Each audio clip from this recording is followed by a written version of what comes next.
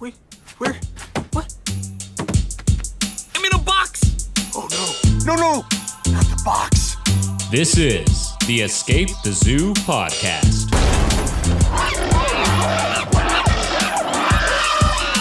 With your host, Daniel Clark. So I just want to say thanks for taking the time. I'm super excited to talk to you, particularly because if you were to list off my favorite animals that I have like a wild obsession about, it's grizzly bears and wolves, which is kind of right in your ballpark. So I have so much to ask, and I'm really excited to learn about your backstory and how you got involved. But I always like to kick things off asking my most pressing question, or the experience I want to learn the most about. And that's spirit bears. So if you don't mind just kind of walking people through, one, what a spirit bear is for those who don't know, and also kind of what the process is to actually find these animals and photograph them. So spirit bear is a genetically white black bear. So it's not an albino. It's a black bear that has a double recessive gene. So it's kind of similar to redheads in humans, but a more rare double recessive gene. And they're a white bear that's found in only a very particular part of British Columbia, nowhere else in the world. Pretty incredible. They're quite rare. There's guesses of anywhere from 100 to 400 exist in the world, and they live amongst all the regular black bears. So you'll sometimes have a black mother with a white cub and a black cub, or you'll have a white mother with two black cubs, or very, very rarely you'll have a white mom with a white cub. Oh, wow. And do you notice different interactions between, or do they seem to kind of treat them all the same, or do something? Yeah, they just all treat them just like a black bear. So it would be exactly the same as humans having a redhead child and a blonde child. There's no difference. Wow. So to the bears, you don't see any difference in behavior whatsoever. And the thought is that spirit bears genetically formed in this isolated population as a means to have an advantage fishing for salmon, because if there's a big black dark shadow up above the salmon river, it's easy for the salmon to see that shadow. Whereas if it's a blonde, pale, light white colored, feature up above, they've got more of a chance to sneak up and catch the salmon. Oh my God. Wow. That's I never thought of that. That's so interesting. Yeah, it's pretty cool. Yeah, that's super cool. Oh my God. Yeah. And so like when you go out and you're going to find these, how large is the Great Bear Rainforest, and where are you flying into? Are you typically alone? And how do you even go about starting to try and find these bears? Is it pretty well known where they're kind of hanging out? So the Great Bear Rainforest itself is a huge swath of coastal islands and mainland coast on the northwest coast of British Columbia. So it starts about an hour north of Vancouver as the crow flies if you were in a plane, half hour to an hour north of Vancouver, and extends all the way up to the Alaskan Panhandle. So it's a pretty huge area, and there's no roads to it. So the only way to access it is to take a float plane in. So normally what I do is I drive or fly out to Prince Rupert on the BC coast, which is a big major port and sort of hub for travel on the coast, and then get in a float plane. And it's about a 45-minute float plane trip to get into one of the areas. And I usually fly into Hartley Bay, or I will go from Kitimat on the mainland and take a boat and go out it's about a 6-hour ride. Oh, wow. So there's a huge barrier to entry. It's not like you're going into Yellowstone or something with 30 cars waiting in line behind you. And not only that, but the two areas where spirit bears are known to be found in the Great Bear Rainforest are both access is completely controlled by First Nations groups. So they are the ones you have to get a First Nations guide. You have to go at the schedule they set. If they decide you're only going to be in there for 3 hours, that's what you have to stick with. So generally when I go, I take a small group with me. We go hiking up the creeks with our guide, and then we just sit quietly and you wait in one spot for bears to come walking back and forth along the creek, fishing for salmon. Oh my God. And so do they give you that time allotment beforehand, or could you be taking these float planes in and then they're like, yeah, you got 4 hours. Good luck. No, generally, how long you're going, how many days. So the past 5 years, all of my groups, we've had a week in the Great Bear Rainforest, and we've spent 4 days walking up these creeks specifically to find spirit bears. And we literally go in at dawn and we come back out at dusk. So they're extremely long days. You just sit there as quietly as possible. And sometimes these bears come walking by you just 10 or 15 feet away. And do you usually have pretty good luck in finding them? Yeah, so far, not necessarily every day, but every trip that I've done there so far, I've found at least a couple of spirit bears. Oh my God. That's amazing. And is it a scary experience at all, or are you usually pretty comfortable? I mean, I could imagine sitting there with these 1,000-pound large mammals coming around. I guess there is a lot of food nearby, which might ease the concerns, but I'm sure like my heart would be racing. Yeah, spirit bears don't get that big. They don't get as big as grizzly bears. So maximum would be 400, 500 pounds. They are definitely a top of the line predator, particularly in those ecosystems. But really no danger felt at any point. These bears haven't been hunted. They don't associate humans with being a danger. And so you can just go in there and sit quietly on the edge of a creek and the bears will go about doing their thing and glance over once in a while. And that's about it. There's absolutely never any time where you feel uncomfortable or where there's aggressive encounters. It's very well managed and quite an enjoyable experience. I can imagine.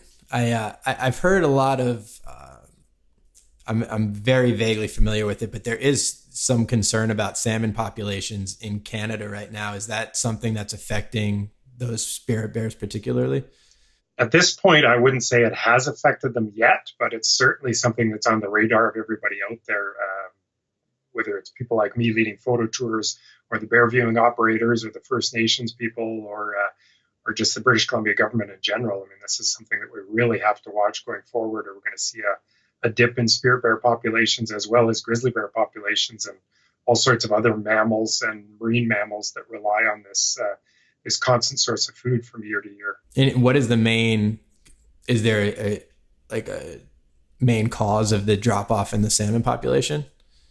Oh, I think there's all sorts of different causes but humans would be at the top of the list, both climate change and then overfishing our commercial fisheries, the damage that we've done with logging and forest practices through the 21st century, and prior to that, even in the 20th century, really caused a lot of damage to salmon streams and salmon rearing streams. And we've been doing a lot of catch up and trying to get some of these streams back to being proper salmon rearing streams again. And then, coupled with this, we've got the overfishing that's been going on. And so kind of a couple different things hammering at one time. And I think they're at a pretty tenuous situation right now with some of our salmon stocks, particularly sockeye and Chinook salmon, and some of the ones that we like to eat the most. Yeah, because I went on a tour to go check out the Orca Whales up in Port Townsend and kind of the Puget Sound last year, and they were saying that it's a big concern up there is a lot of the orcas, especially north in Canada, struggling to go to get the salmon that they're typically used to hunting. Yeah, to give you an idea, I was out looking for orcas this past August up on Vancouver Island, and orcas feed primarily on Chinook salmon and big Chinook salmon, so what we call kings or Thais, big 30-pound plus salmon. And oh wow, they're becoming much more rare out in the wild because, of course, that's what fishermen want to catch the most. Right. That's also what commercial fisheries want to catch the most. The big salmon that bring the most dollars in, and for the recreational fishermen, that's the big thrill, catching a big king salmon. So got these competing interests, and then you throw in all the different boat traffic that's going on, and you can see why things like the southern resident orcas that share that Washington State and Vancouver kind of waterways that they're really struggling. They're down to 80 orcas, and are basically a species of extreme concern right now, endangered and really on the decline. Yeah, well, I can imagine an animal of that size needs to take down a lot of those 30-pound salmon. They do, yeah. This is kind of off on a tangent, but something that I have been reading about, but I've never really fully understood is it's resident orcas versus there's two different types that come in, right? There's actually three different types, but two different types that you see regularly off the coast. And that's transients and residents. So the residents eat fish. The transients eat marine mammals. So the transients eat dolphins, seals, sea lions, that kind of thing. Oh, damn. I didn't know that. Whereas the residents just eat fish. Yeah. And do you think that's something where the residents, have they been seen now that the salmon stocks are declining to start changing that behavior? Or that's just that's something that they will never. I mean, they're basically completely different orcas that feed on completely different things. Oh my God. And can you tell a difference looking at them, or is it just behavior? Initially, just from sighting them, no. I can't. There may be some of the researchers that can and so on, but generally, as soon as you watch them for any period of time, there's quite distinct behavioral differences that you can spot, both in how they feed, how they move, how they breathe, the size of the group, all sorts of different things that can clue you in. So back on the spirit bears, because I just jumped off there for a bit. So yeah. I think you mentioned how many of them are there left in the wild?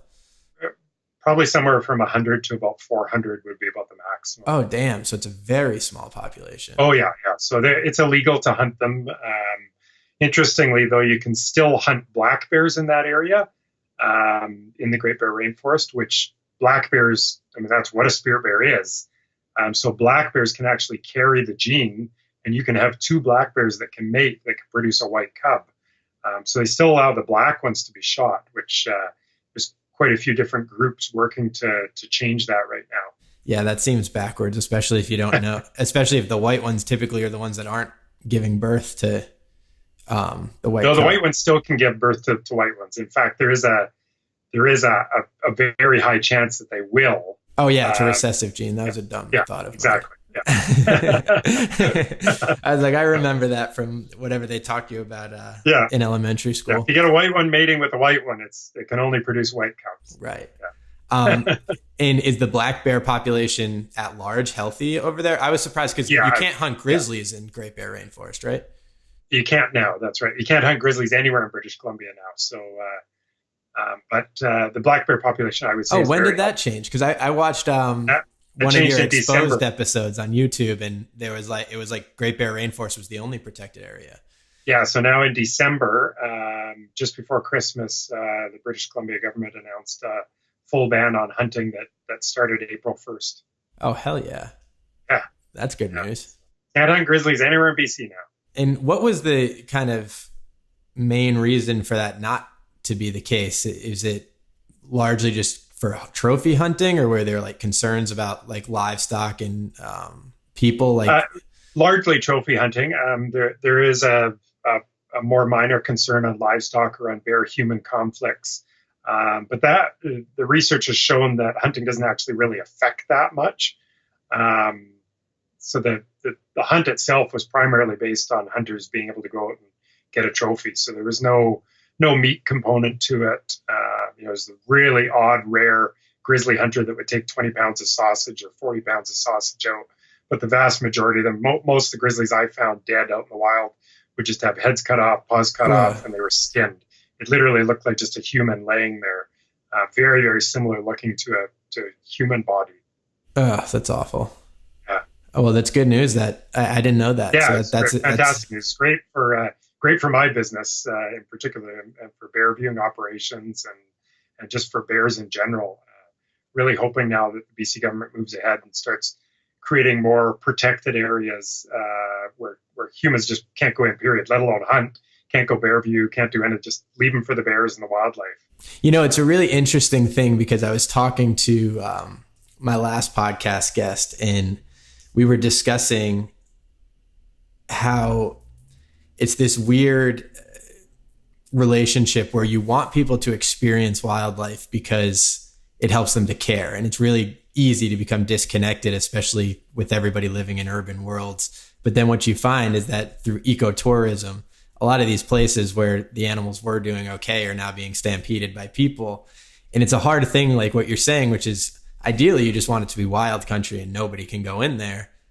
But when you do that, the weird byproduct of that is people feel disconnected to the animals, and then all of a sudden it's harder to protect them. Totally true. You've got to have a balance between everything. And I'm a pretty hardcore environmentalist or greenie, whatever you want to call me. But at the same time, I try to be a realist. I grew up in a hunting family. I still think there is very much a place for traditional hunting to put food on the table.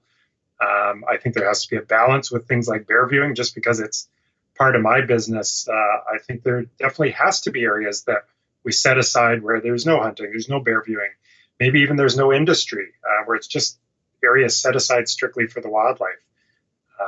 And I think that's really critical moving forward, because right now we hardly have any of that in Canada. Actually, hardly any of that in the world, where there's just pure wilderness just left as is. Even our national parks all across the world are just inundated with people now.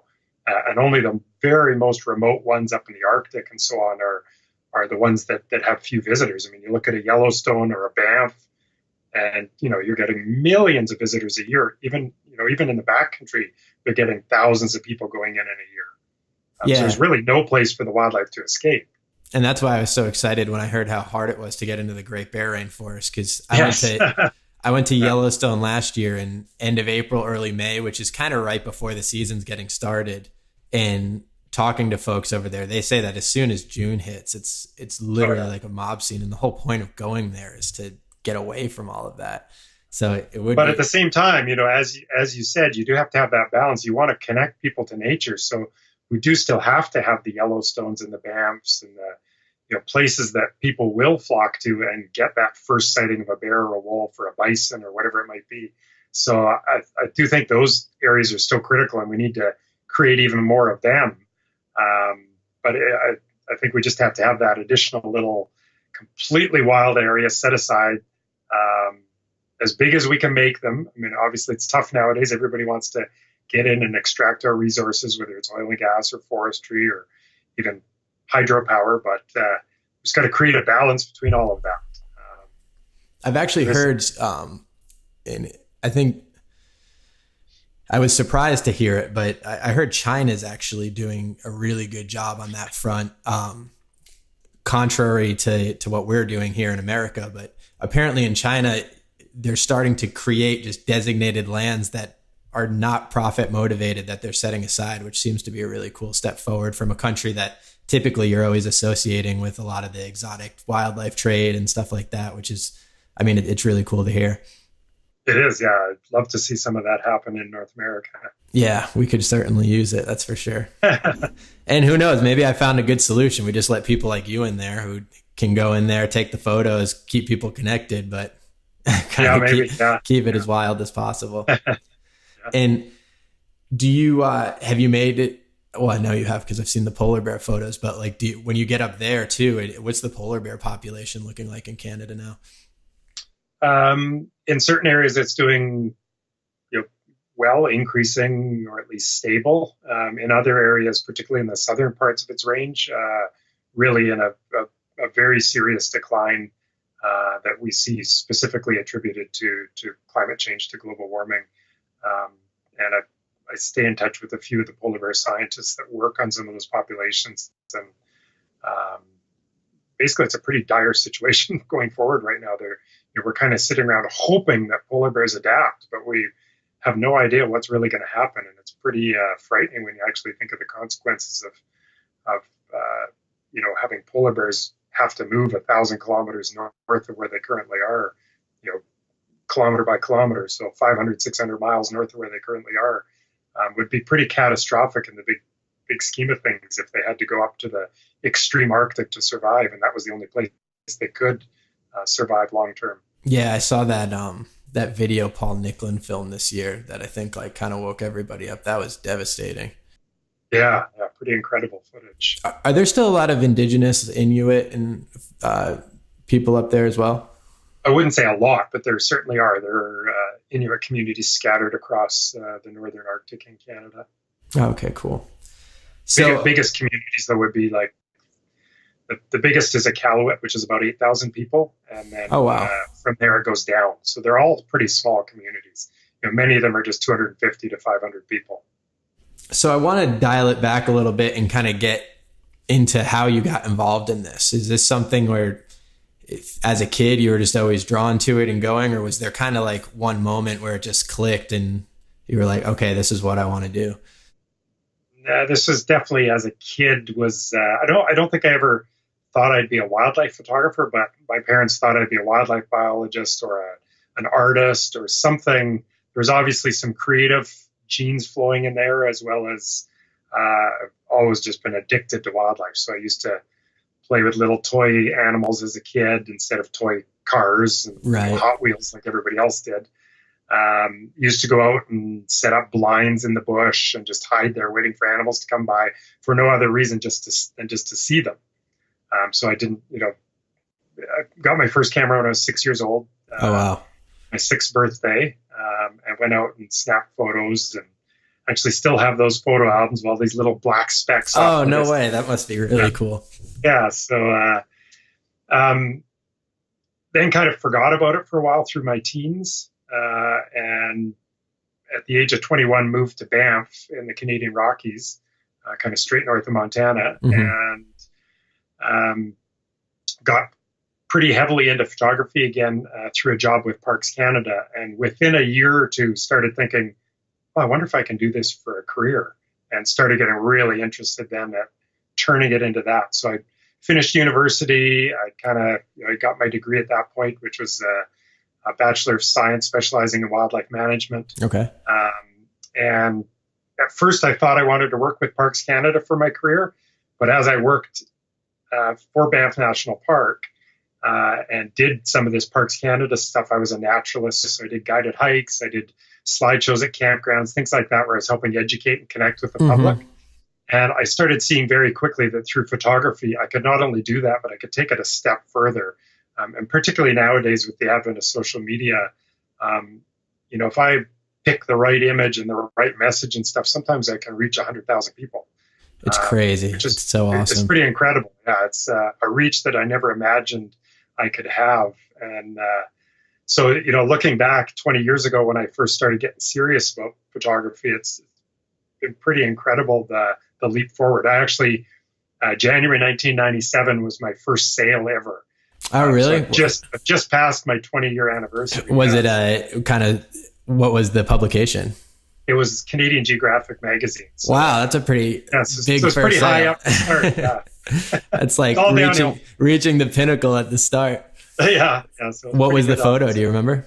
Yeah, it was. It's actually on my office wall behind me. You can't see it. It's a picture of a grizzly bear family in Kananaskis country, which is an area of the Canadian Rockies, and it was them walking across a snow slope heading towards hibernation. Oh, wow. Yeah. That's so cool. And did you know when you took that photo that it was a special one? No, I wouldn't say so. I think early in my career, I had no idea what was a special photo and what wasn't. I just kind of took what interested me and hoped. And there was a lot of hope going on at the start of my career until I really figured out the business side of it. Right. Nowadays, if I'm out and I capture something, I might know right away, oh, this is a photo that's going to resonate. But even still, sometimes there's photos that surprise me, and I'll throw it online thinking, oh, here's one of the ones for my trip. I'll get to the better ones later, and everyone freaks out and goes, oh my gosh, that's the best one there. Right. Well, it's cool because now you can kind of like crowdsource what's the best stuff to be using as prints and stuff like that. Yeah, totally true. And actually, for my latest book, I actually let my fans vote on what the cover should be. So it just went through Facebook and Instagram and Twitter and had everybody vote on what their sort of 5 favorites were, and then narrowed it all the way down to 1, and that became the cover. Oh yeah, that's Tall Tales, Long Lenses. Yeah, Tall Tales, Long Lenses. Oh, cool. Yeah. So for everybody listening, go buy that book. It's awesome. Yes. Yeah. Amazon.com. And the kind of progression to becoming full-time at this, when you sold that to Canadian Geographic, did that kind of put you on the map and you're like, I can do this full-time? Or was it like a long journey to be able to do that? Because I think for everyone, you probably have the dream job that everybody would love to have. And the question is how do you get there? Yeah. So I had that first sale happen in January 1997. And then later that same year, Canadian Geographic came and used one of my images for a cover. for their Christmas catalog. And so wow. I was just on top of the moon and thinking, oh my gosh, these two huge sales, this big major publication, and had a couple other sales happen that year. And I thought, okay, this is just going to go booming. And so I opened my business, opened a bank account. The very first year, I made $717 of gross sales. Oh, wow. Okay. So it took me, you know, I really had no idea what I was doing. I just thought, oh my gosh, I've gone big. Here we go. I just thought it was just all going to fall magically into my lap. And of course, that's not how businesses work. So I had a bit of a learning curve there and had to figure out, you know, how to actually turn it into a viable business. So it took me 4 years before I went full time. And then that first year that I went full time, twice I had to go to the bank of mom and dad and get loans to pay my rent. Because I literally didn't even have enough money to put gas in my vehicle, let alone pay my rent or feed myself. Yeah, that's nice to have the bank of mom and dad every once in a while to back up with these types of things. So that's an interesting question that I hadn't really thought too much about, which is maybe it's changed now that you are significantly more established than you were before. But when you look at creating photos for a Nat Geo or something like that, is that something that they kind of you pitch before and they give you a certain allocation of money to go do it and get these shots? Or is it something where you bankroll the entire trip and hope that you get some great shots and then in turn sell it? Because it sounds like pretty risky if you're doing it the latter. I've always chosen to go the latter route. I've hardly ever done any assignments, and that's partly by choice and just partly the route that my career ended up going. I was never one to go out and spend 3 to 6 months on a project fully intensively, like you need to do for a full-on major photo assignment for National Geographic, for instance. And so what I would go out and do is my own little projects here and there all over the place and build up this huge portfolio so that now any publication can come to me and say, you know, we need this animal doing this in this habitat. And I pretty well got it all. Oh, wow. And so that's the route that I went for building up my stuff. Early in my career, I didn't want to focus on any one story or any one thing. I really sort of love everything. So I wanted to be going to the prairies and to the Rockies and to the coast and to the Arctic and to Yellowstone. Right.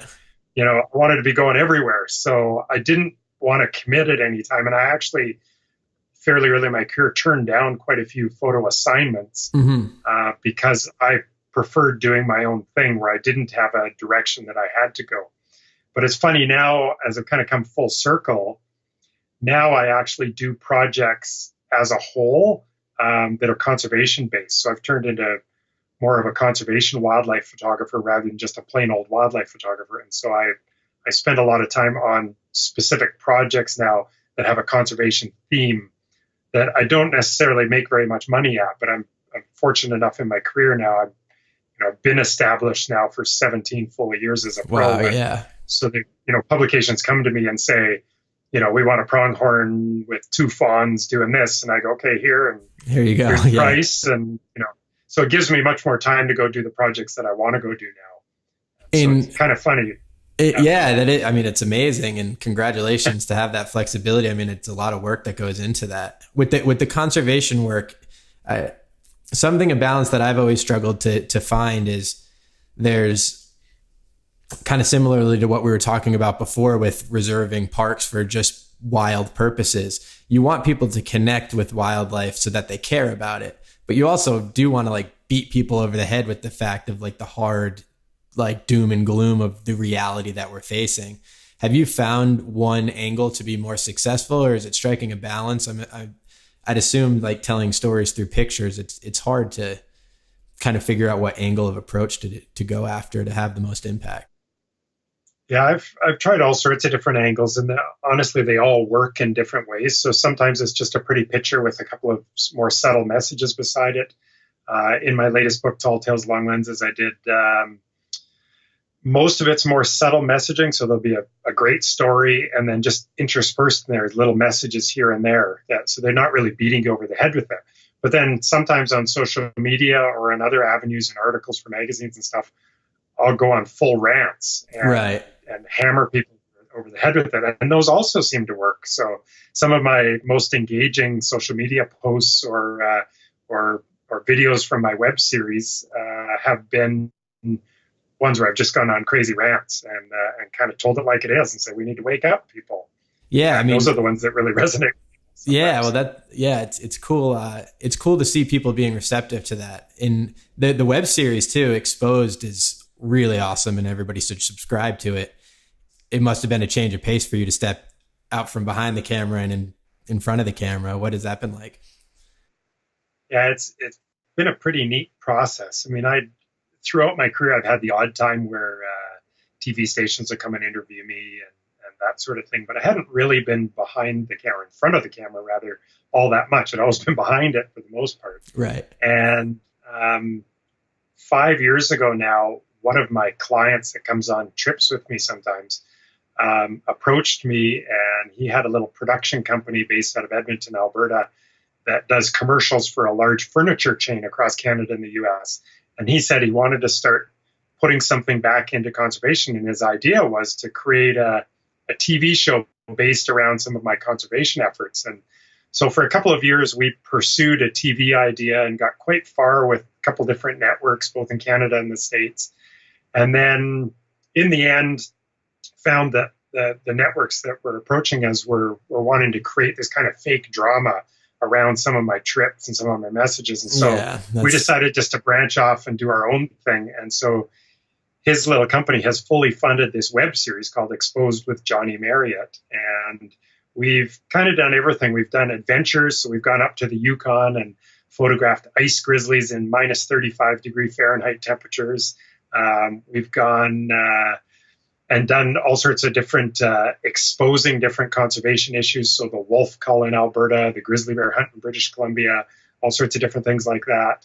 And then we've also started a little how-to for wildlife photographers. So we've kind of got a three-pronged approach that lets people come and watch whatever they want to watch in the web series. And I think a lot of people watch all of them. So. I feel like TV, especially when it comes to stuff like this, just doesn't get it when it comes to, like, when you look at YouTube and platforms that are absolutely exploding, and now Twitch even, which is like live streaming.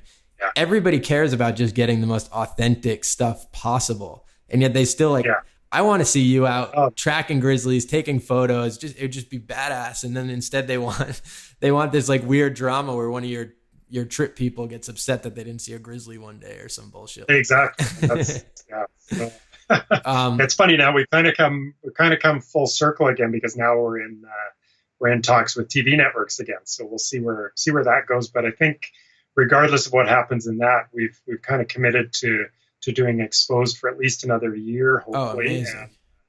And we've got a lot of different stuff planned coming up. What the hell is an ice grizzly? I've never heard that before. So an ice grizzly is up in the northern Yukon, above the Arctic Circle. So the Yukon, for anybody who doesn't know, it's right beside Alaska, so way up north in Canada.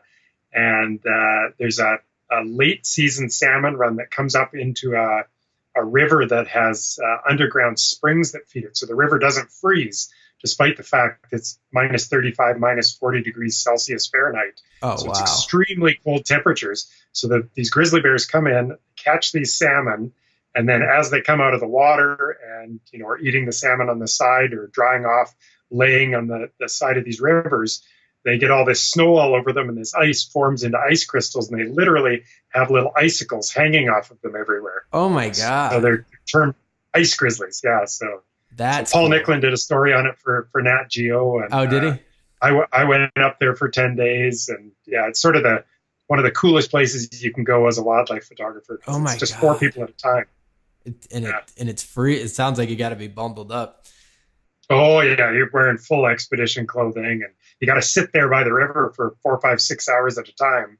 Oh. So it's not the warmest thing in the world. And I'd imagine if it's so cold, it must be kind of like a barren expanse. So like you're seeing these grizzlies completely out in the open.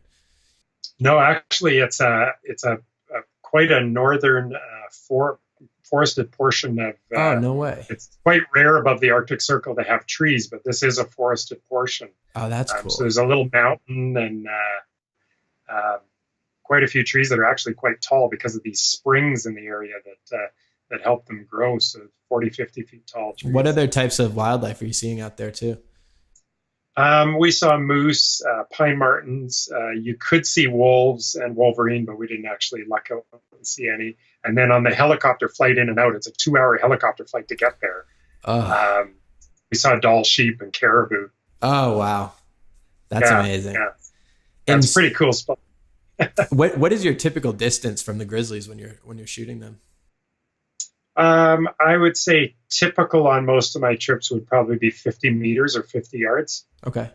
Wow, that's really close. That's a lot closer than I thought. But for the majority of them, we're in a boat or in something or other that separates us from the bears. Oh, okay. So very, very rarely are we right there beside a grizzly bear on ground, for instance.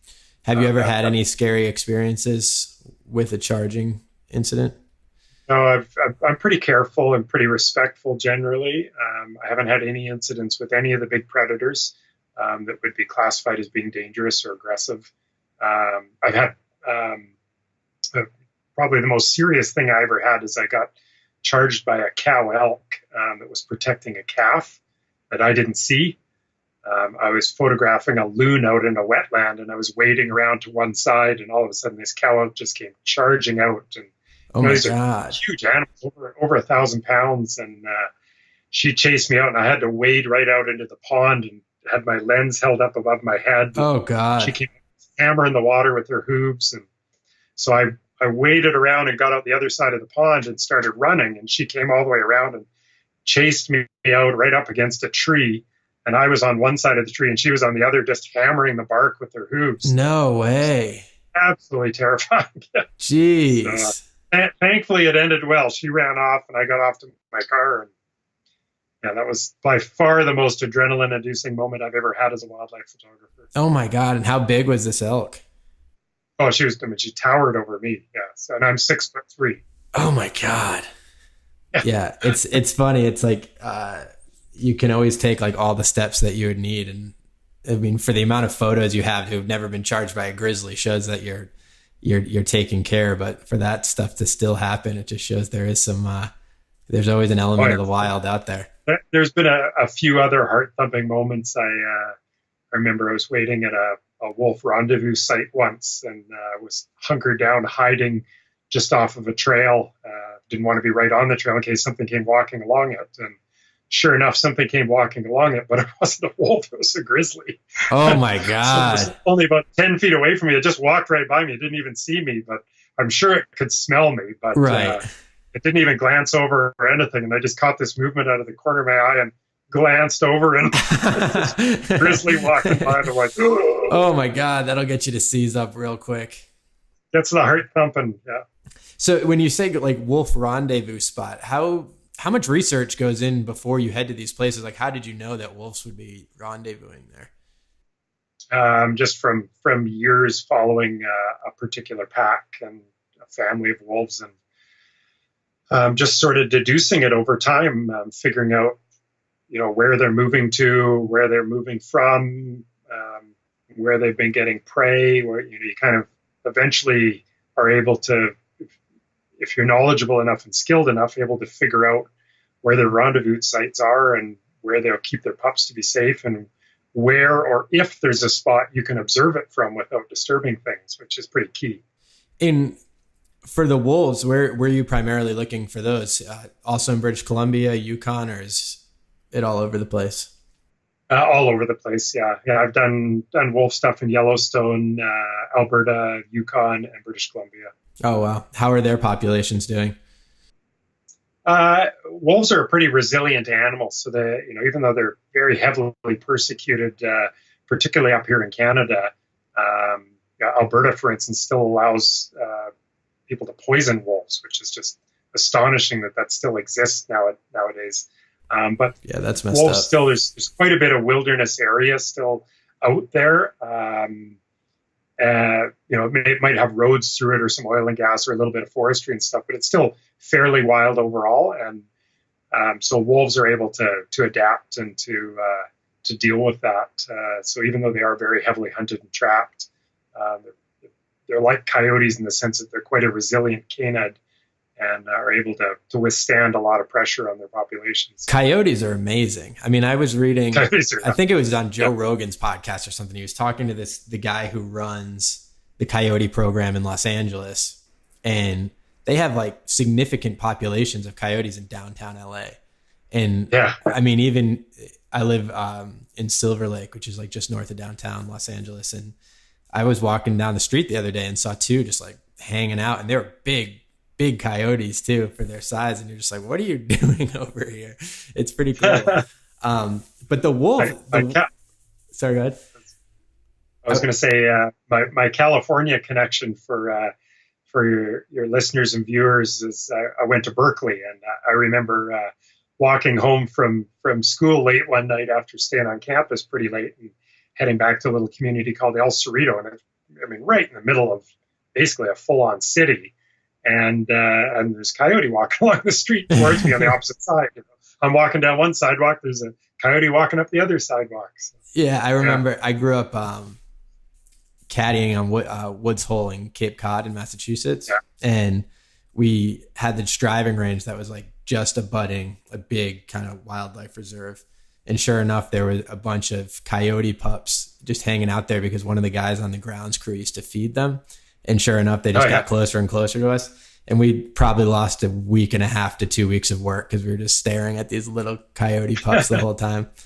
But for the wolf thing, one of the craziest stories I've ever heard was the kind of the rebalancing of the Yellowstone ecosystem when wolves were reintroduced. I mean, that's just absolutely fascinating. Yeah, absolutely. And in fact, you know, we sort of experienced it here. So I live in Canmore, Alberta, which is right on the edge of Banff National Park in the Canadian Rockies. So we're about 4 hours north of Glacier National Park in Montana. And wolves were completely eradicated from here in the 1950s and 1960s when there was a big rabies scare. And so they didn't recolonize our area and our national parks until mid-1970s into the mid-1980s. And so we also saw that kind of rebalancing that you guys saw in Yellowstone just in the last 20 years. So it's pretty remarkable the difference that they do make in a habitat in not only controlling prey, but just the cascade all the way down through the ecosystem. Yeah, and I'll explain it for people who don't know, but please interrupt because I'm sure I'm going to get it wrong. But in Yellowstone particularly, wolves had not been around for several decades at least. I don't know exactly what it was, but what had happened was the elk and the deer were spending more time just kind of hanging out instead of like on the move because they were worried about the predators, which led them to graze more, which led to more erosion of the rivers, and that kind of just had this crazy downstream effect. Is that like a pretty fair? Yeah, absolutely. It's a wild story. All sorts of things changed because wolves weren't around for 40, 50, 60 years or whatever it was there in the Yellowstone area. And so it led to erosion in stream banks. It led to changes in willow thickets. Composition of the forest was completely different. They now see 20 years later that the forest composition is changing, willows, all that sort of stuff. Everything's just changing because wolves have come back and have put that fear back onto the landscape of those, that prey is now spending a lot less time down in the valley bottoms. And so it's just going back to the way that it's supposed to be. When you have a top-down predator like a wolf there in the environment. And going back into Northern California, apparently wolves are back in California for the first time in 100 years too. Yeah, very exciting. Yeah. Do you know anything about that pack specifically, or what impacts do you think that those guys might have? Well, I think they're probably going to have very, very little impact at this point. Until there's a decent sized population, 40, 50 or more, you're really not going to see much of an impact at all. But I'm really hoping that they, start to colonize more of the state and start to move further down. It's exciting seeing wolves moving into Washington State and into Oregon, and even Colorado, and I'm just hoping that it keeps going, and maybe eventually we also start to look at putting some grizzly bears back into some of these spots. I mean, it's so ironic that when I lived in California, that the state flag has a grizzly bear on it, and that California, probably according to historical records, had one of the densest grizzly bear populations in the world. And, it's been 100 years now since the last grizzly bear there. So, And what were the neat to grizzlies see. like? They were like coastal grizzlies, right? Like kind of a different. Yeah, different- well, I think all over California, but particularly that kind of oak shrub habitat is really prime grizzly habitat back in the day, and would still be. Yeah, I think they would thrive everywhere from the Sierras right to the coastal habitats. Although I think there's only a few areas in California where it'd be suitable to reintroduce them, where there's enough wilderness still intact. Have you ever heard of a guy? I'm pretty sure it was Adam Greentree. He was on a podcast the other day. He's a large hunter, but he's also just kind of gets into these wild areas. And I might have the person wrong, but forgive me if I do. I'll correct it if I did. But he swears on his life that grizzlies are back in Colorado, and he knows where they are, which is kind of cool. Yeah, there's been a few people that have hinted that they thought grizzlies were back in Colorado. I haven't seen any definitive proof yet, but I mean, there certainly are some big tracts of wilderness there that is possible. Yeah, well, he said he's going to go and take the photos this year, so who knows? Maybe we'll have a big news story, and you heard it here first. Pretty exciting, yeah. So I also heard you mentioned in your bio on your website that you've worked with wildlife photographers that you've admired for a long time, but your personal favorite that you aspired to be like growing up, you never got to meet. Can you talk a little bit about that story and who he was and the work that he stood for? Yeah, so he was a Japanese photographer called Michio Hoshino. And I remember finding his books in the early 1990s and just being wowed by his photos. Kind of came across as he was just a bystander observing what was going on in nature, and the grizzly bear family in this beautiful big landscape. Very rarely had animals looking at him. It was often just animals being a part of the landscape or being part of the habitat or being part of the scene. And that really resonated with me, although interesting that my own personal style, I love to have that animal eye contact. So I veered off from his a little that way, but I had always really appreciated what he did conservation-wise, and the fact he would go and he would immerse himself into a situation. He'd go out and camp out in bear territory and so on. And I did a lot of that early in my career, go out back into the backcountry and hiking and camping and spending a lot of time out there. And so I really admired that about him. And then unfortunately in 1997, just as I was kind of becoming a full-time pro, he was killed by a grizzly bear in Kamchatka, Russia. And it was a habituated garbage bear that they knew was a dangerous bear. And it's just very unfortunate that, he didn't heed the calls and the warnings from other people that he should not sleep outside, and it just ended up being a very tragic incident. Oh yeah, that's awful, especially for somebody who has been able to be kind of one with nature for that long, and is doing everything the right way. Yeah. So it was nothing that it wasn't, because he got too close to a bear or anything like that. It was really just a freak accident that, he really should have paid more attention to people saying you can't camp outside here because of this bear. And what was his name again, if people wanted to look up his work? Michio Hoshino, so Michio, and then Hoshino is Hoshino. Okay, yeah, cool. did some wonderful work up in Denali in Alaska. So bears and wolves are obviously big mammals that just exciting to find and go after and see in the wild. What outside of that would you say is like kind of an odd surprise of an animal that you've really enjoyed, either the journey of photographing or their specific behavior, or there's just something about it?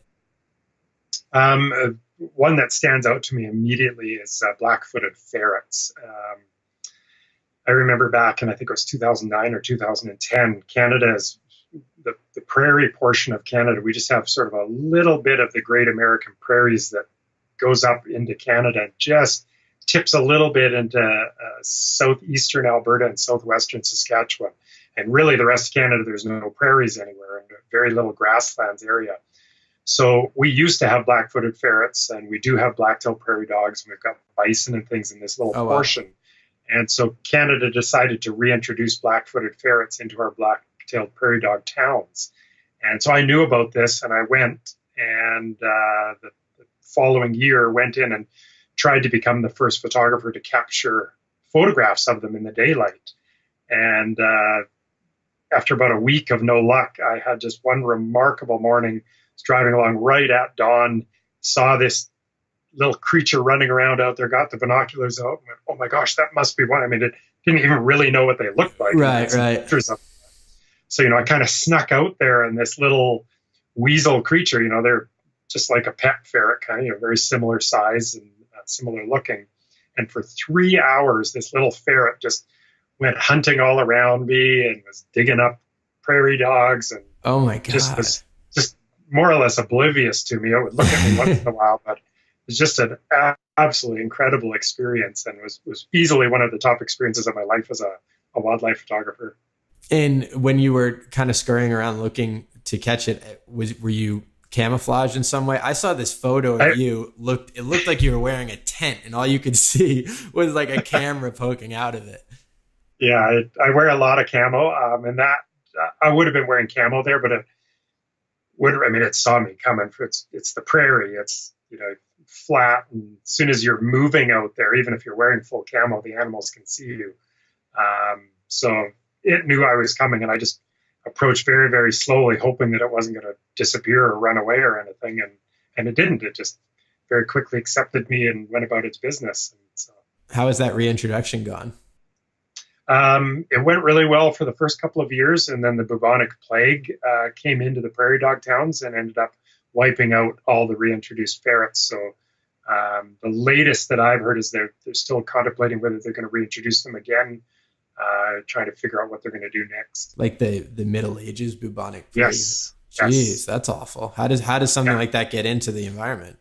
Not sure how it spreads exactly, but once it gets into the prairie dog towns, it spreads very rapidly, just being carried by the dogs from town to town. So I believe it gets carried on fleas. Oh, geez, that's awful. What do you see as kind of the major conservation issues that are affecting Canada right now? Like, obviously the Grizzlies is a big step in the right direction. Are there any other causes that you're actively promoting or trying to lobby for?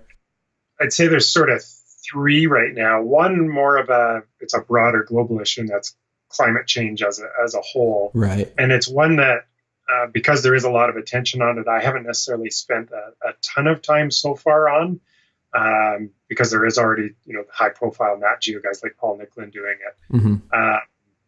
I do have a couple of things in the works that may end up with me spending quite a bit of time in the Arctic for a couple special projects, but I can't really talk about them yet. Okay. No, that's fair. They're in negotiations and stuff with some of these TV networks. The two closer to home that really, three actually really projects that I'm really concentrating on. One is Caribou Conservation that I'm going to be putting a lot of effort into in the next year or two. We've got two types of caribou in North America. We have the woodland caribou or the boreal caribou, and then we have the barren ground caribou, which is the one that people see on TV in the big migrations across Alaska and Yukon. So the woodland caribou is much smaller herds, and they basically live in, there's actually a herd that dips down into Idaho, a very small herd, but they're one of the most critically endangered ones. They're down to 12 individuals. So they share a border between Idaho and BC. 12. And all the rest of them are northern Alberta, northern British Columbia, northern Saskatchewan, northern Manitoba. And almost every single population is in trouble in one way or another, primarily from habitat loss, from logging, oil and gas, putting roads in. And these animals are extremely sensitive to any disturbance from humans. And so this is something that right now, the flip side of this is right now the governments are doing these huge wolf culls to try and stop the wolves from predating on the caribou. But it's like putting a Band-Aid on a gaping wound. Right. Because that's not actually the cause. That's not what's causing the gaping wound. The gaping wound is being caused by this sort of rampant resource extraction just going on all over the place without a plan in place. So that's one of my things, is to help both wolves and caribous to move forward and get much more of a land use plan going on throughout these portions of Canada where caribou exist. Well, the annoying thing too is when you don't go after the actual source of the problem. Like, if everybody knows it's a human involved conflict, and then you're like, oh, well, we'll take care of the wolves and that should help out that situation. You just continue to create these downstream effects and nothing you do, gets absolutely. fixed. Yeah, and as we already know, wolves are extremely resilient, and the research so far is showing that it's having absolutely no effect. Right. It's not increasing caribou herds. So, Is there any concern with like your average hunter going out there and mistaking one of those caribou for like an elk or something like that, or is it? absolutely, and in fact, they have had poaching issues. Just last fall, there was a poaching issue where a couple of these caribou were found dead on the side of a logging road, and when you're dealing with a population of 80 or 90 animals, that's an absolutely critical thing to lose two like that for unnecessary reasons. So they were left there as if like somebody shot them and was like, oh shit, I didn't know what I shot, and put it down. Either that or just having some fun. But yeah, one of the two. Yeah. That's awful. Yeah. But the other species, the mass migration caribou, they're doing okay. Some of them are, some of them aren't. And that's also something right now that there's a lot of research and hopefully a lot more going to be going into it to figure out. So the big herd called the Porcupine caribou herd, which uses the Arctic National Wildlife Refuge in Alaska and then migrates across into the Yukon and then back and forth each year, a couple times each year. That herd seems to be doing quite well overall. Some of the other herds in other parts of Canada and in the northern Arctic are not doing very well. In fact, some of them are in very dire situations, and so they're trying to figure out why and what can be done to change it. Find out if it's just a natural decline and then there's going to be a big rebound, or if this is something that's actually permanent. And right. If so, what do we do to change it? Can you talk a little bit about, I actually think I saw it on Planet Earth 2, which was like the Caribou Migration, actually like how intense, it's something like they cover the most ground of any land mammal in the world, right? Yeah. That's crazy. Yeah, it's pretty, I don't have a ton of experience. Most of my experience with the Caribou Migration is with that Porcupine caribou herd up in the Yukon off of, so we've got, there's two highways in the northern Canada and the US that go to the Arctic Ocean. One's the Dalton Highway in Alaska, and the other one's the Dempster Highway in the Yukon. And I've gone up the Dempster a couple times in the fall to try and intercept the migration, and so have seen kind of the front tip of the migration. So a couple hundred caribou bulls at a time in a big group crossing the highway. And it's pretty amazing just to see. So I can't even imagine seeing, the tens of thousands at a time, which comes later in the migration. Oh my God. So far, wild. I haven't experienced that, but it's on my bucket list. They have to cross a road. Is it particularly busy? Is that like a concern, or not particularly busy? It is heavily hunted, but it's sustenance hunting. It's Gwich'in and Inuit people, First Nations people, hunting to put food on the table, and it's quite well managed. So that herd itself, as I said, seems to be doing quite well. Seems to be on the increase. It's other herds in other parts of Canada that are in a little more dire situations. What is your perspective in general on hunting? Being kind of a conservationist, greeny type person, like it's something that's always kind of struck me as like, I know I could never do it, but I've started listening to more podcasts where people who are doing it, if you're focusing on healthy populations, there is an argument that those people are appreciating the earth more than folks who are just kind of beef cattle farming. What do you think in general? Like where do you stand on hunting of animals? Yeah, I'm fine with hunting to put food on the table. Like I said, I grew up in a hunting family. My dad hunted, my uncle hunted. Got quite a few friends that still hunt, do some bow hunting around my community here. I personally will probably never hunt. I've never had that desire to kill an animal. But I do see the health benefits of it. I see the connection to nature. I also see the love of nature and the desire to get habitat protected. And I think there's a lot in common between a majority of hunters and a majority of conservationists, that if we come together, there's a lot more that can be accomplished. Where the problem arises is from both sides, we have the extremists. So we've got the trophy hunters, the people that are just out there killing for fun, that are shooting elephants, that are killing grizzly bears and cutting their head off to throw on a wall. Those are the ones that don't do any good. Just as on the conservation side of it, it doesn't do any good to be anti-everything and, completely against all resource extraction and against all hunting and against all, anything that harms an animal anywhere. Right. It's certainly a stance, and everybody's entitled to their opinion, but it's very difficult to get anything done and to get compromises when you've got those two extremes. So I think it's in the middle, and the people that you're talking about, hunters and conservationists, they can work together. I mean, many hunters consider themselves to be conservationists and say that, they do a tremendous amount for conservation, and I agree with that. And I think there's also lots of people like me that aren't hunters that do a tremendous amount for conservation. And I think put the two together, and you could just doubled your efforts, and I think there's a lot more we can get done towards setting aside wilderness. Yeah, and just understanding like your perspective may not be mine, but we kind of have right. some crossover. Right. And you're right. And unfortunately, I mean, I think this is a larger problem with our world in general right now, but we tend to only focus on the polarized people out there. Like I just watched that. I don't know if you've seen the documentary Trophy, yes. but it's all about the trophy hunt in Africa, and like saying that that's helping conservation is a bunch of bullshit in my opinion. I mean, I agree totally with you.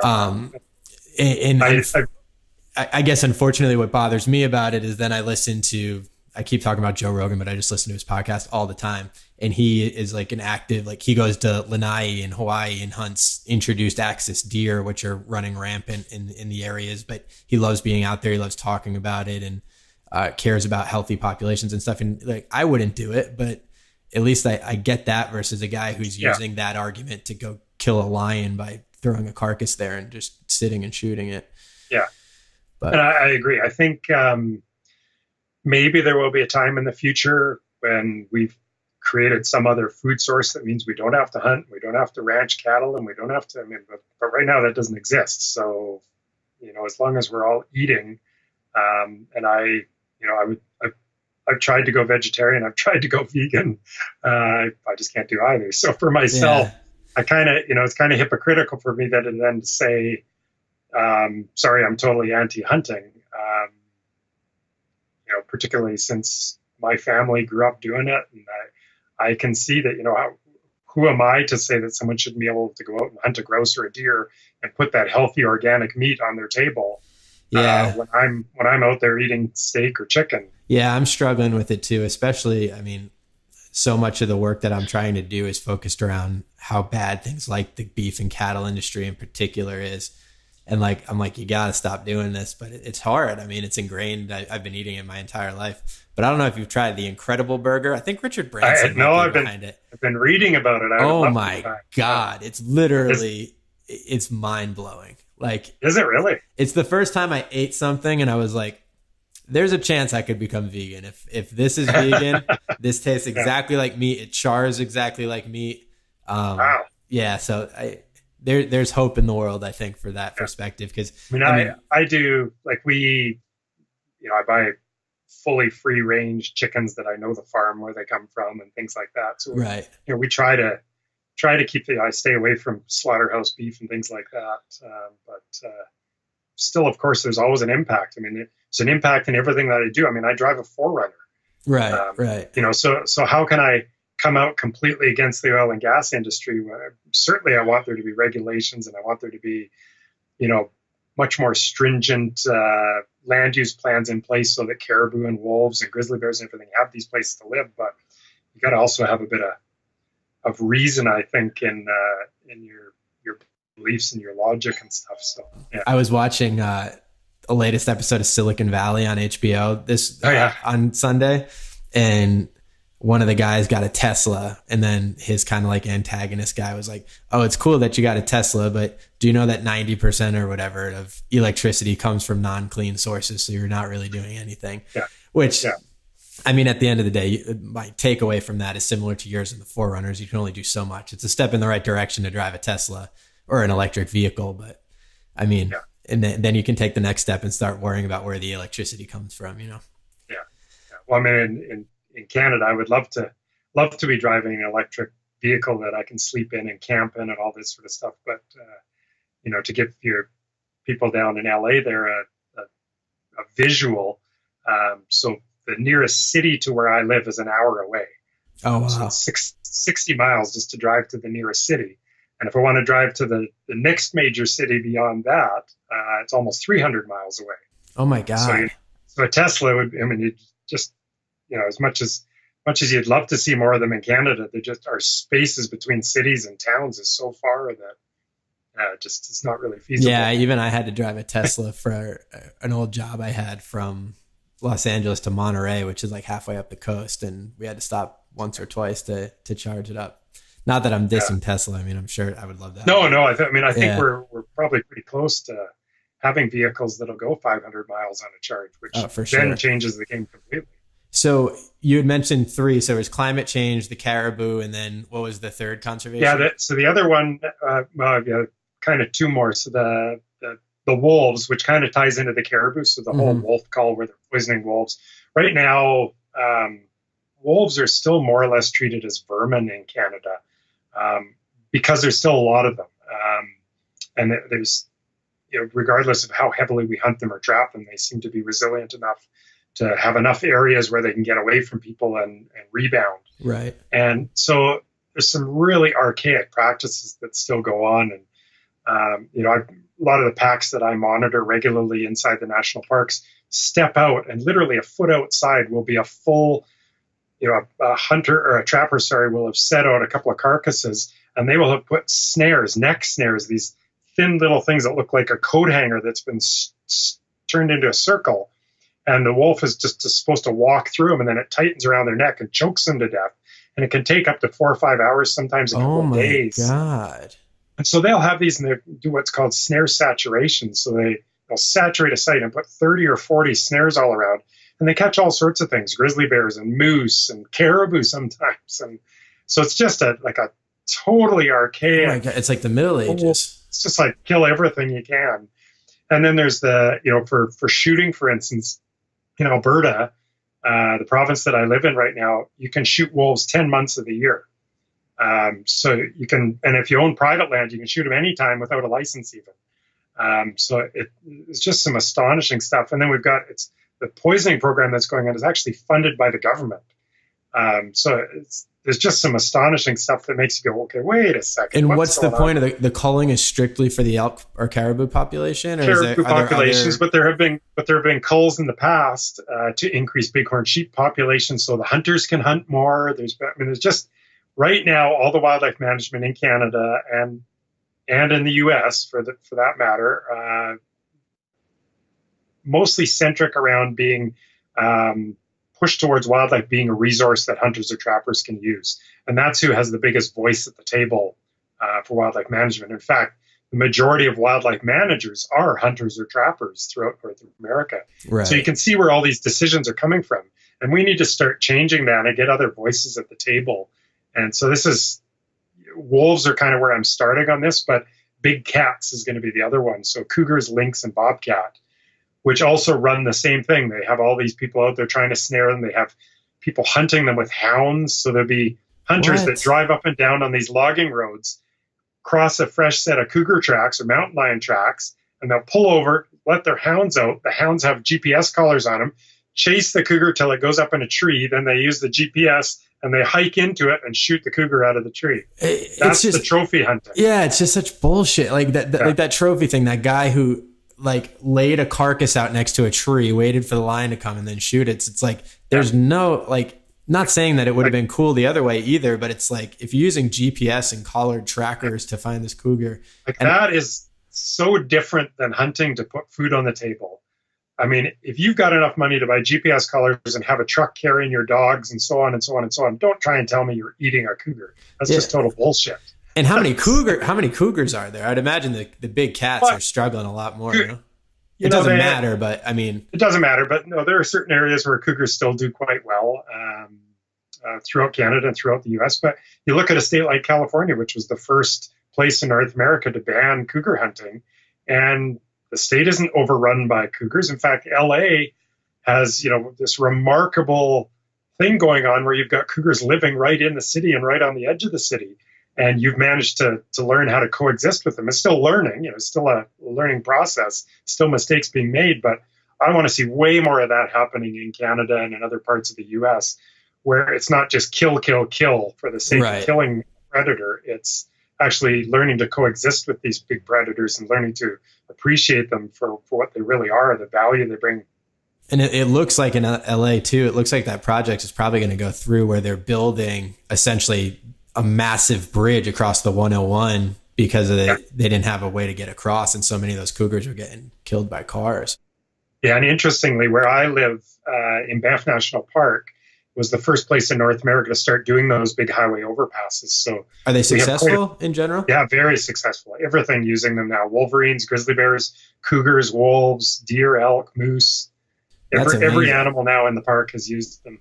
Really? Yeah. Okay, cool. Because Yeah. I heard it and I was like, what are the chances that thing's going to actually use that? But yeah, it takes a little while for the animals to get used to it, but you put some vegetation up top and you make it illegal for people to walk on them. And yeah, they really do work. It's pretty amazing. Well, I guess a lot of the concern in LA is that they're so isolated in the Santa Monica Mountains that it's like left to inbreeding and like causing these mutations and stuff like that. Whereas if they can get around a little bit. Yeah, hopefully at some point you'll be able to establish some corridors that will connect those populations to other populations. So that comes back more to the habitat protection or to creating habitat.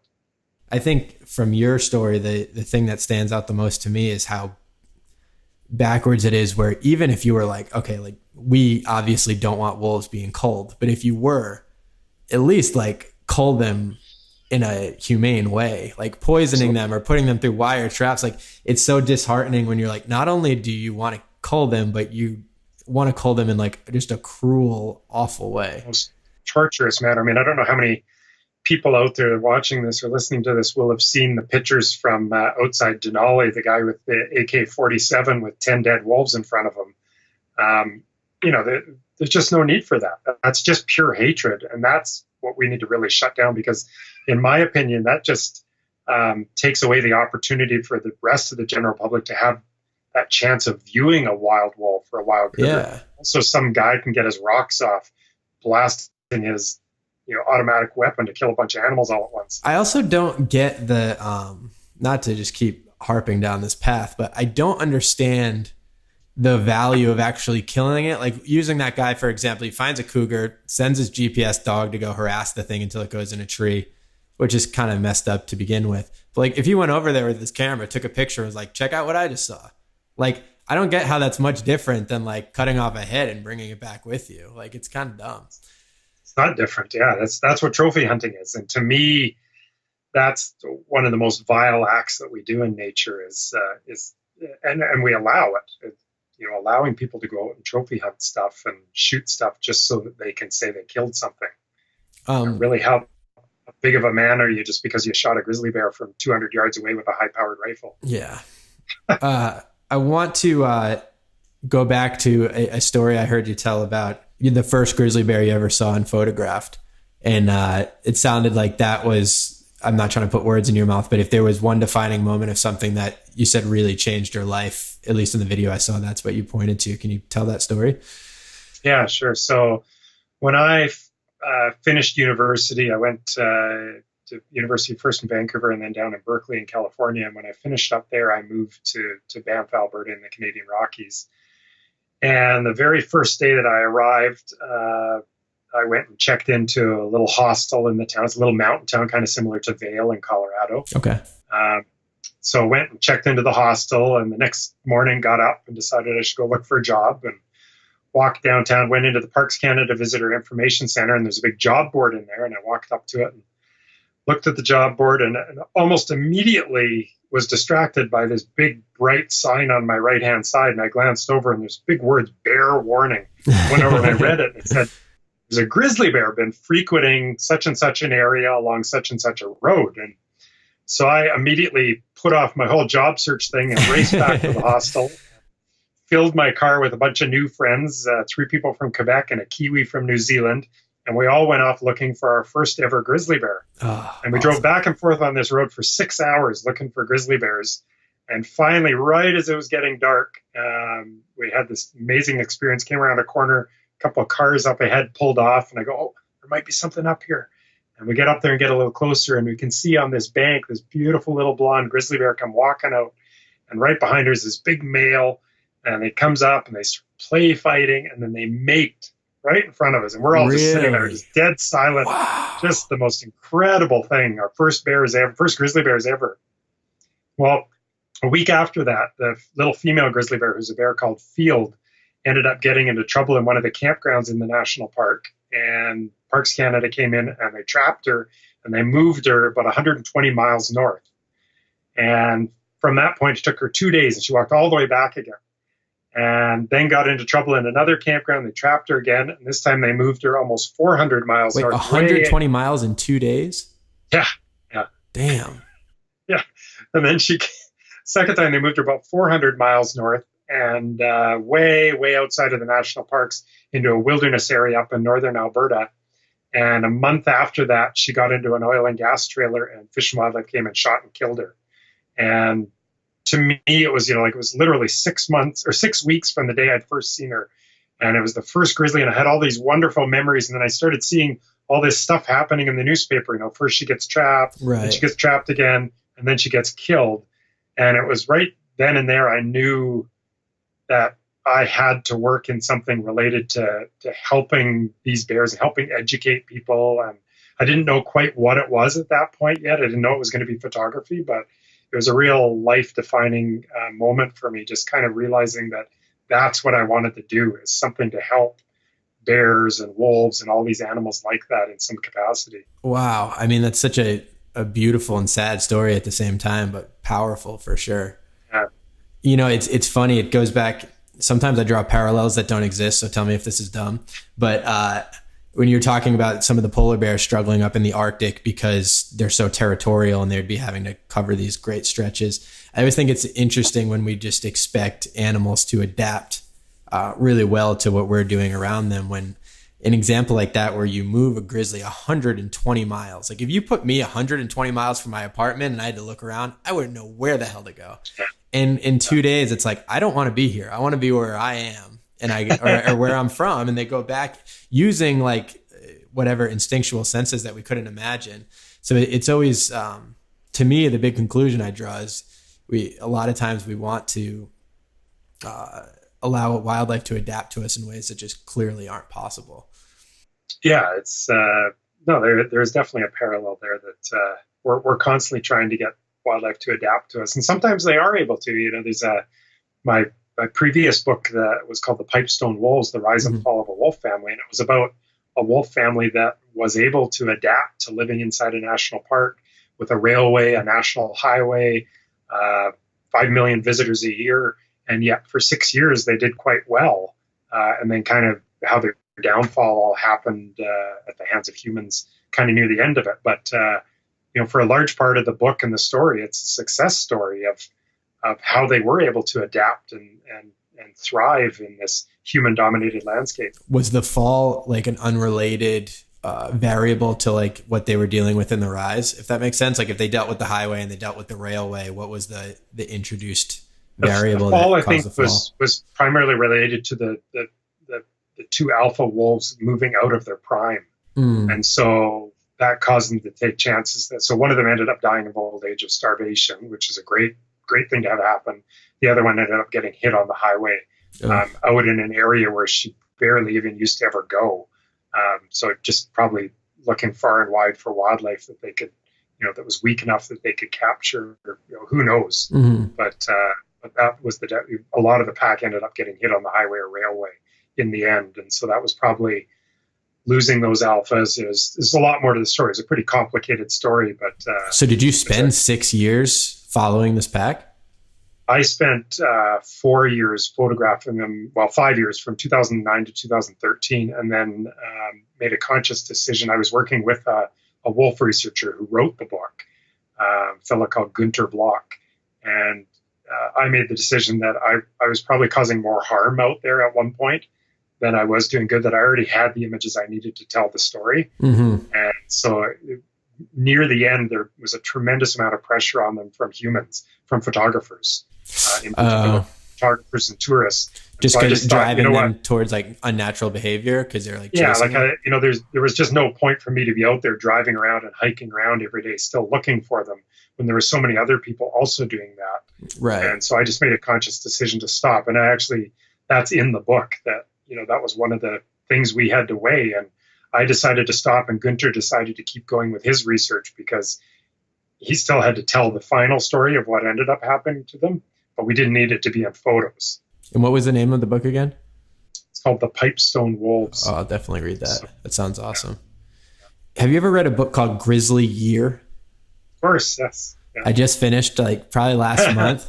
That is a amazing story for anybody listening. It's about a Vietnam vet who comes back and understandably is pretty shook from his experiences overseas and just can't really deal with society. So ends up camping and tracking grizzlies for 6 months out of the year in Yellowstone. But the parallel I was drawing is, and everybody should read that book, it's amazing, but is he was talking about fish and wildlife and how every time, this goes back to your bear field that was ultimately killed by the park rangers or U.S. Fish and Wildlife, I forget what it was. Canadian Fish. Canadian Fish and Wildlife. Yeah. It's just default. Sorry. What do you think of the typical protocol of park rangers in Canada or the US, if you have experience there? Has it seemed to have gotten better since that book? Because reading the book, he had a certain disdain for them because of the fact that if anything went wrong, the first instinct was always to kill, which I can also it's a scary situation if they're around campgrounds too. So it's definitely a precarious thing, but do you have a perspective on that, or what protocols are in place currently? Yeah, I think protocols are definitely improving, particularly within the national parks in Canada and the US. I think where things are still a little bit set back in time and in efforts, with the protocols still being kind of based in similar to how they were in the 1970s and 1980s, is as you step out into areas more managed by state and province. Mm-hmm. So you get into wildlife managers that are still very closely tied to the hunting trapping industry. So we see it a lot in British Columbia and Alberta, and I also see it a lot in Wyoming and Montana, where a bear isn't necessarily given 3 strikes if it goes in and kills a cow or has an encounter with a person. There are some managers that just go in and remove them right away. It's just right. A kill protocol right off the bat. That is changing, though. I do see some progress being made, and now with the advent of social media, there's a lot more pressure. A lot more of these stories get out, and people say, "Oh, why didn't you try and do something?" And the manager says, "Well, because we didn't have the resources." Well, then we're going to give you the resources. Right. So now you don't have that excuse anymore. So I definitely see change afoot there, and I think just how wildlife is managed overall, inside and outside of parks, I think is slowly starting to turn away from this hunter-centric model to where a lot of the funding for conservation is coming from non-hunters now. And so they want a say in how the wildlife's managed. And I think that crowdsourcing is such an awesome way that we're able to do that now, in the sense that it's always it's the same thing with Kickstarter and somebody who is always I have the best idea for a business, but if only I could raise the money to create the product, I could do it. It's now well, you don't have that excuse anymore. Create the product, throw it up on Kickstarter and see if somebody likes it. I think the same thing goes for conservation, where it's if there's a project or if there's something that needs resources, you can ask the general population and get that kind of input, which I think and resources, which I think is a beautiful thing, because you don't get that excuse of you get 12 people in the room and 8 of them are from the hunting groups, and they're well, nobody would like this. Well, let's find out if people would like it. I had a similar first experience seeing bears as you with Field, where last April or May I was in Grand Teton and then Yellowstone. And I think we spent 5 days total we were driving around Grand Teton, and then we were driving around Yellowstone, which we were on a road trip. So it definitely wasn't the ideal way to do it. But we wanted to cover as much ground as we could to make sure we saw them. And after 4 or 5 days looking, we just didn't see any. And it was really sad, but it was still a beautiful trip. But we were staying in Gardner, Montana, which is an old mining town, a gorgeous town. It was so fun, on this ranch. And we had a 2-hour drive to Bozeman to pick up one of my buddies at the airport at 1. And the last night we were exhausted from driving around for 12 hours a day trying to find these animals. And my buddy turned to me. He's like, I think we should go back in. And I was like, all right. Like, we would have to go at like 4 a.m. He's like, yeah, I know. So we ended up driving 2 hours into the Lamar Valley, which is completely in the opposite direction of Bozeman. So spent 6 hours on the road that entire day to then go back to Bozeman, but ended up seeing the cars pulled over on the side of the road and being like, oh shit, this is it. And just happened to see, we saw 3 grizzlies in the Lamar Valley. Nice. And it was like it was literally why we did the road trip. So I was really happy I did it, but it was beautiful. But my only takeaway was these are awesome. And I wish there weren't all these people, and I wish I wasn't on a road. So I hear in that Great Bear Rainforest, that's going to be my next one, I think. Next on the list, yeah. Speaking of which, can you talk a little bit about your trips and kind of like how the wildlife guiding goes and the photography guiding goes, if anybody would be interested, if that was a possibility for them sure. in your work? Yeah, so I, back in 2009, decided to, I've always enjoyed, because of my Parks Canada past, I've always enjoyed guiding people and spending time with other photographers, not so much on my own projects, but to just go on little trips and things like that.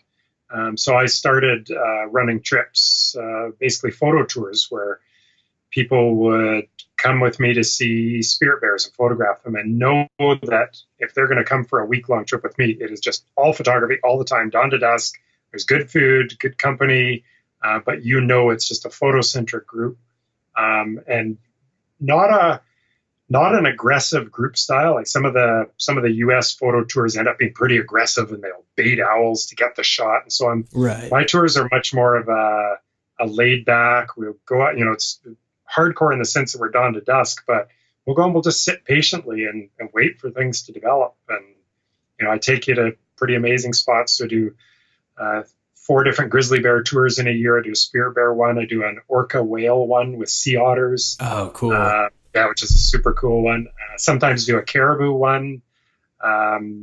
Sometimes do a couple to the Arctic. So all sorts of different trips. And you just watch my website. I've got a specific tour website called canwildphototours.com, which is short for Canadian Wildlife Photography Tours.com. Yeah. And so canwildphototours.com. And then anyone wants to go check it out. I will warn everyone, though, that they sell out pretty quickly. So usually I announce the dates in late fall, and the next day everything's sold out. So, really? Wow, that's a good problem to have. Get your name in on the list if there's anything anybody wants. When you were saying I'm now in a comfortable position where I can focus more on conservation, we now know why. Exactly. Yeah. So I generally do 6 or 7 trips a year, and then I also do 2 workshops each year where I take people to Jasper National Park, which is kind of like a mini Yellowstone, but without all the people. So cool. I take them there in like October, November, where it's kind of close to freezing for the most part, like temperature wise, but we get bighorn sheep, elk, what state sometimes is it in? Bears, sometimes wolves. What's that? It's in Montana? No, it's in Alberta. Oh, wow. Oh, okay. Yeah. Cool. So people would fly into Calgary, Edmonton, and then you come for a 5-day workshop with me and just teach you all about finding wildlife and photographing it. Amazing. Yeah. So, yeah. And I'll link everything in the show notes, but obviously people can find you on Instagram and Facebook. I'll link the website. Can you give a quick, maybe brief, what books you have and which one people might be most interested in reading? Because I know you have, 6 or 7 at this point in time? Yeah, so I've got 7 different books that I've done, ranging from a little wildlife guidebook that I did back in 1997 to kind of my 5 main books. I've got 3 books that are about the Canadian Rockies that are available on Amazon or off of my website. Then I've got the Pipestone Wolves book, which came out last year, which has done quite well. And it's a big hardcover, 224-page coffee table book with lots of stories. Wow. And then the one that I just did in November is called Tall Tales, Long Lenses, My Adventures in Photography. And it's a celebration of the first 20 years of my career. So you'll read stories like that of Field or about spirit bears. There's grizzly bears, there's wolves, all kinds of different stories in it from all across Canada and the Arctic. And that one's done really quite well so far. And I did 3 different versions of it. I did a regular one that you can buy on Amazon or off my website. And then I also did a limited edition, which is a special version of just 250. And then I did a special collector's edition, which is just 50 of existence of in the world, and they include kind of some cool things. Like I had a coin done by the Royal Canadian Mint. Oh, cool. They include a couple of limited edition prints, and so it's a whole sort of package you get for that. Yeah, I saw online. I was debating between the regular and the limited, and I figured I'd get the full explanation before I pulled the trigger on one. Yeah, so they're all pretty cool, and I think people so far the response has been just fantastic to the stories and the photos inside it. All right, so everybody buy a book, or go on a tour. Even more of a cool experience. So I wanted to part with one last question, which is kind of an open-ended one, which is why should people care about wildlife? And I think with more people going and living in cities, you get more and more disconnected from what's going on, and you hear about conservation issues, but with everything else going on in the world, why should people care? I think caring about wildlife comes down to caring about ourselves, because if we just keep going the route that we're going, where everything is about me, and everything is about us living in our cities and I live in a nice home, like many people do, and if we keep down this path where we're not connecting with nature, we're just going to eventually end up where we're really the only thing left on this earth, and eventually there might be nothing left on this earth. And so I think caring about wildlife and about what happens out in nature is really speaking in a bigger picture, that we care about ourselves and we care about our children that are going to come after us and their children and so on. And we're going to leave them something that is actually an experience more than just sitting in a room playing on a PlayStation. To get out in nature and watch a wolf or a bear or even just something as simple as a squirrel is really something that I think can change a person's life, and really have them appreciate more of what's around us and what helps form the human experience. To me, that's so much about who I am and about who my friends are and my family is, and that we can share this natural experience. I live in this beautiful place with mountains all around, and I can literally go half a mile up behind my house here, and there's cougars, wolves, grizzly bears, the full range of that's animals, the dream. which is just incredible to me. So that's wild. I think that, just start small. Go to a park. Go take that trip to Yellowstone like you did. Go do a road trip and just get out there and sit. It doesn't matter if you're sharing it with a couple hundred people. You're going to be out there in nature and get to see some stuff that then will just pique that interest. And just about everybody, I think, does have that interest inside of them to see cool stuff out in nature. And then once you see it once, you want more of it. Yeah, I also think it's therapeutic too. I think, totally. I mean, we have not evolved to live in these types of cities, and I end up finding myself with anxiety all the time that I don't know where it's coming from. And usually stepping out is a pretty good. I mean, that's why I called this Escape the Zoo. That's really the entire kind of process. I said it was the last question, but I have one more follow up to that, which is for folks who are following you on Instagram, on Exposed, on YouTube, on Facebook, maybe on a new TV series. What's the next 5 years looking like, and what are you trying to accomplish? At least 2 more books. I've got a wolf project that has come to a finish now that now I just have to write and potentially do a short documentary about it as well for Exposed. Exposed will be focusing very heavily, the web series very heavily on conservation themed issues moving forward. We've got a set of 10 different episodes that we're going to be covering that are all focused on conservation. So we're moving away a little bit from the adventure side of things, although we'll still have a bit of that in every episode. Cool. Can't get that out of there altogether. You got to be out there looking for stuff. Right. And then embarking on potentially on a couple of TV experiences. So people may be seeing me on the big screen moving forward, if all goes well, preaching to the choir and hopefully preaching to some new converts about just how valuable nature is and some of the issues that we're dealing with right now. Very cool. Well, I'm looking forward to watching. I'm sure other people are too. And thank you so much again for taking the time. I look forward to staying in touch and watching your journey as it continues. And to everybody, thank you for listening. Stay wild. Thank you so much for listening. I honestly cannot express how much I appreciate you taking the time. For all information regarding this episode's guest, social channels, books, how you can support, etc., please check out our show notes. If you enjoyed listening, please subscribe to the podcast. We are everywhere that you can find podcasts. Subscribe to Escape the Zoo on YouTube, follow Escape the Zoo on Instagram, like Escape the Zoo on Facebook, and please share with your friends. It honestly goes so far and means so much to me. And lastly, if you'd like to be emailed with each new podcast and any other major Escape the Zoo updates, visit escapethezoo.tv and sign up for our email list. Thank you.